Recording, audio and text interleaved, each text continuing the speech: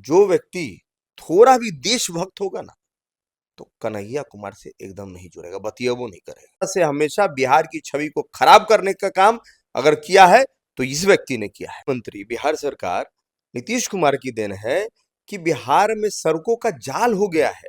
आपको क्या लगता है कि बिहार में जिस तरीके से पद यात्रा अभी कन्हैया कुमार जी कर रहे हैं, ऐसे में कांग्रेस को कोई फायदा हो सकता है और विपक्षी दल को कोई घाटा उनके वजह से? कभी दिल्ली से चुनाव लड़ते हैं तो कभी बिहार से चुनाव लड़ते हैं। पहले दिल्ली चले गए, अब जब देखिए तब दिल्ली से जाके पलायन करके दिल्ली आते हैं और दिल्ली से फिर पलायन करके भाग के यहाँ आ जाते हैं। बिहार के युवा को आवाज दे रहे हैं कहीं न कहीं उनको। आखिर उनका क्या जो कि बिहार के लिए हैं, बिहार के लोग हैं, उनको उनको अगर नौकरी नहीं मिल रहा है तभी तो उनको पलायन करना पड़ रहा है ना, कोई अपने धरती को छोड़ के कहीं और क्यों जाए? ठीक है, क्यों दिल्ली के हैं कि बिहार के हैं?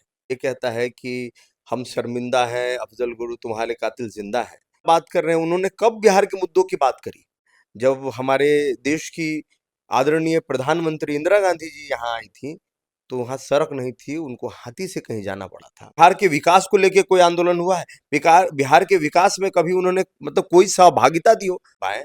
और ऐसे व्यक्ति का कभी आपने सुना कि बिहार को लेके कोई आंदोलन हुआ है? जैसा कि आप सब जानते हैं कि बिहार में अभी पद यात्रा कर रहे हैं हमारे कन्हैया कुमार जी, जिन्होंने ये कहते हैं कि पलायन रोको नौकरी दो। साफ-साफ सीधा-सा है वार कि आखिर सरकार जो भी है बिहार में या फिर केंद्र में, तो क्यों नहीं इन चीज़ों को किया जा रहा है और पलायन रोका जा रहा है और नौकरी दिया जा रहा है? आज हम जानेंगे जय सिंह राठौड़ जी से। जी।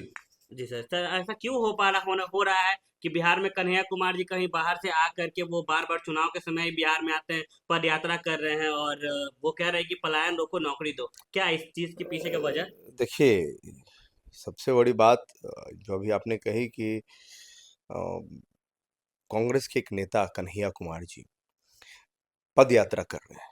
तो आज ये हमारी सरकार की देन है, हमारी एनडीए सरकार की देन है, हमारे आदरणीय मुख्यमंत्री बिहार सरकार नीतीश कुमार की देन है कि बिहार में सड़कों का जाल हो गया है। और सड़क पे चल के आज कन्हैया कुमार उसी सड़क पे चल रहे हैं। नहीं तो एक दौर वो भी था, जब हमारे देश की आदरणीय प्रधानमंत्री इंदिरा गांधी जी यहाँ आई थी, तो वहाँ सड़क नहीं थी, उनको हाथी से कहीं जाना पड़ा था।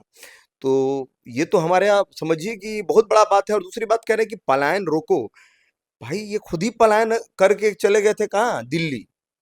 हैं? दिल्ली चले गए, अब जब देखिए तब दिल्ली से जाके पलायन करके दिल्ली आते हैं और दिल्ली से फिर पलायन करके भाग के यहाँ आ जाते हैं। कभी दिल्ली से चुनाव लड़ते हैं तो कभी बिहार से चुनाव लड़ते हैं। पहले वो खुद ही अपने आप को स्पेसिफाइड कर दे, ठीक है, कि वो दिल्ली के हैं कि बिहार के हैं, वो है कहाँ के, ठीक है। और लेकिन कहीं न कहीं वो तो ये कह रहे हैं सर कि हम बिहार के लोगों को, बिहार के युवा को आवाज़ दे रहे हैं कहीं न कहीं उनको। आखिर उनका क्या जो कि बिहार के लिए हैं, बिहार के लोग हैं, उनको उनको अगर नौकरी नहीं मिल रहा है तभी तो उनको पलायन करना पड़ रहा है ना, कोई अपने धरती को छोड़ के कहीं और क्यों जाए? देखिए एक ऐसा व्यक्ति जो ये कहता है कि हम शर्मिंदा हैं, अफजल गुरु तुम्हारे कातिल जिंदा है, हाँ? और ऐसे व्यक्ति की आप बात कर रहे हैं, उन्होंने कब बिहार के मुद्दों की बात करी? उनका तो यही नारा हिट रहा कि हम शर्मिंदा हैं, तुम्हारे कातिल जिंदा है। अब मतलब जितने आतंकवादी संगठन के लोग हैं, उस तरह के लोगों को वो आगे बढ़ाने का हमेशा काम किए हैं। हमेशा देश विरोधी नीतियों का विरोध, मतलब देश विरोधी नीतियों में वो हमेशा सक्रिय भूमिका निभाए। और ऐसे व्यक्ति का कभी आपने सुना कि बिहार को लेके कोई आंदोलन हुआ है? बिहार के विकास को लेके कोई आंदोलन हुआ है? बिहार के विकास में कभी उन्होंने मतलब कोई सहभागिता दी हो? कभी ऐसा नहीं हुआ। हमेशा से हमेशा बिहार की छवि को खराब करने का काम अगर किया है तो इस व्यक्ति ने किया है। आपको क्या लगता है कि बिहार में जिस तरीके से पद यात्रा अभी कन्हैया कुमार जी कर रहे हैं, ऐसे में कांग्रेस को कोई फायदा हो सकता है और विपक्षी दल को कोई घाटा उनके वजह से? देखिए ऐसा अब बिहार में कोई सुध नहीं लेने वाला है, ठीक है। बिहार बहुत देशभक्त राज्य है। बिहार को अपने देश से बहुत प्रेम है। और जो व्यक्ति थोड़ा भी देशभक्त होगा ना, तो कन्हैया कुमार से एकदम नहीं जुड़ेगा, बतियाबो नहीं करेगा। अभी हम देख रहे हैं कि बिहार में चर्चा ये भी हो रही है कि नीतीश कुमार जी के पुत्र जो कि निशांत कुमार जी है, उनका भी राजनीति में आने की संभावना हो रही है। ऐसे में आपको क्या लगता है सर? देखिए राजनीति में अच्छे लोगों को आना ही चाहिए। निशांत जी एक अच्छे छवि के लोग हैं, बहुत शांत स्वभाव के लोग हैं। और मुझे लगता है कि उनको राजनीति में आना चाहिए। और उनके आने से निश्चित रूप से जेडीयू को भी बहुत मजबूती मिलेगी और बिहार को भी एक अच्छा युवा चेहरा मिलेगा, जो देश हित के अंदर कार्य करेगा, देश हित के लिए कार्य करेगा।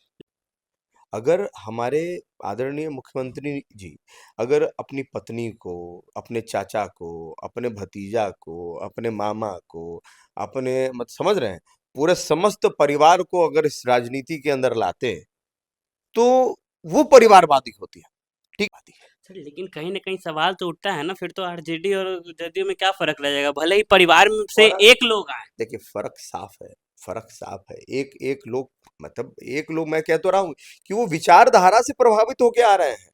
जबरदस्ती उनके ऊपर मंत्रालय नहीं थोपा जा रहा है कि तुम मेरा बेटा है तो तुम ही डिप्टी सीएम बनेगा, तुम ही सीएम बनेगा। कभी ऐसा नहीं होगा, ऐसा नहीं लेकिन होता है। कहा तो ये भी जा रहा है कि ये तो बस शुरुआत है, आने वाला टाइम में शायद मुख्यमंत्री का पदभार भी उनको दे दिया जाए। देखिए ऐसा कहा जा रहा है, ऐसा हुआ तो नहीं है। अभी कहा जा रहा है, कहने के लिए तो बोले ना, कुछ तो बात लोग कहेंगे, लोगों का काम है कहना। बिहार में विधानसभा का चुनाव होने वाला है कुछ समय के बाद ही। ऐसे में क्या लगता है आपको कि इस बार एनडीए और जदयू का जो गठबंधन है, कहीं न कहीं बीजेपी और जदयू का, इस गठबंधन बिहार में कितने सीटों को लेकर के आ पाएगी और विपक्षी दल कहाँ पे होंगे इस बार? शून्य पे होंगे विपक्षी दल। हम लोग 243 पे जीतेंगे और हमारा जो एजेंडा है, हम लोगों ने जितना विकास किया है, जितना कार्य किया है, समझ रहे हैं? आज आप 2005 से पहले का बिहार देखिए और अब का बिहार देखिए, आपको आपको फ़र्क समझ में आ जाएगा। लेकिन सर ऐसे में क्या लगता है आपको कि बिहार में और क्या होना बाकी है? जैसे मेट्रो आ चुका है, यहाँ पे ब्रिजेज़ बन रही हैं, रोडों का चौड़ाकरण हो रहा है, तो आगे आने वाले टाइम में और क्या विकास होना चाहिए जिससे बिहार और डेवलप हो? देखिए बिहार के अंदर अभी बहुत सारी चीज़ें होनी हैं और हमारे अ, एनडीए की सरकार में आने वाले समय में भी बहुत सारा विकास होगा। जैसे अभी यहाँ पे हम लोग बिहार को चाह रहे हैं कि बिहार में फ़िल्म मेकिंग का जो है, एक बड़ा हब बने बिहार। उसके बाद बिहार आईटी सेक्टर में अच्छा काम करे। आप देखेंगे कि जितने आईआईटीएन हैं, चाहे जितने भी बड़े पोस्ट पे हैं, वो सब बिहार से हैं। और कहीं न कहीं दूसरे जगह बैंगलोर, दिल्ली और भी अलग-अलग जगह पे हैदराबाद जाके वहाँ आईटी का काम कर रहे हैं, आईटी का हब है, तो उस तरीके का आईटी पार्क का निर्माण बिहार के अंदर भी होगा और हो रहा है। बहुत बड़े आईटी डिपार्टमेंट्स की कंपनियाँ भी यहाँ आ रही हैं, जो आईटी से रिलेटेड काम कर रहे हैं और यहाँ के भी जो बच्चे लोग हैं, वो भी अपने स्टार्टअप कर रहे हैं। उस स्टार्टअप के थ्रू बहुत सारा काम हो रहा अच्छा, बार-बार आप जिस पार्टी का ज़िक्र कर रहे हैं बीजेपी, भारतीय जनता पार्टी का, है। आखिर उनका कौन-सा पदभार आप बिहार में सँभाल रहे हैं? दर्शकों को वो भी आप बताएँगे थोड़ा? मैं स्वतंत्र प्रभार में हूँ, ठीक है? और भारतीय जनता पार्टी का एक छोटा-सा सिपाही हूँ, सदस्य हूँ। उससे ज़्यादा कुछ नहीं हूँ और ना लालसा है कुछ बड़ा कुछ करने की, क्योंकि आप लोगों के प्रेम और स्नेह से इतना प्यार मिला है पूरे बिहार से मुझे और अब इतना प्रेम मिलने के बाद किसी पद की और किसी प्रतिष्ठा की लालसा नहीं है, ठीक है? और मेरा मानना है कि जो भी पद है उसका एक कद होता है, ठीक है? और आप लोगों ने इतना प्रेम दे दिया है कि मेरा कद बहुत ऊँचा कर दिया है। फिर क्या बात है सर, फिर क्या बात है कि फिर विधायक का चुनाव लड़ना है या फिर विधानसभा चुनाव लड़ना है, जब इतना स्नेह और प्यार मिल रहा है तो? देखिए विधायक का चुनाव लड़ना है और कहीं न कहीं ज़हन में ये चीज़ आ रही है कि मैं थोड़ा-सा। उसको कंप्लीट कर देता हूँ। जी। देखिए चुनाव इसलिए लड़ना है, ठीक है?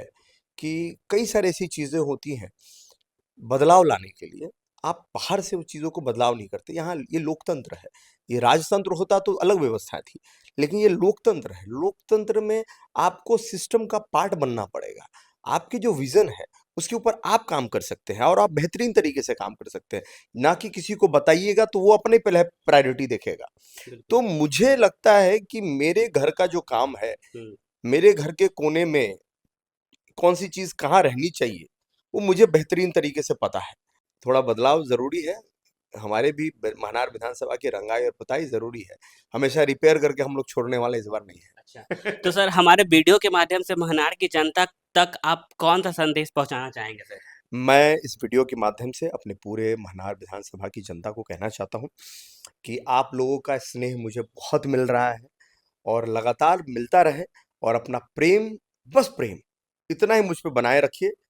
उससे ज़्यादा मुझे कुछ नहीं चाहिए। बाकी वोट, दुनिया जहान, वो सब तो आप खुद ही करेंगे और वो वो चीज़ें जो है चुनाव लड़ना, वो चुनाव तो आप खुद ही लड़ेंगे। मैं तो सिर्फ़ एक नाम मात्र हूँ। धन्यवाद।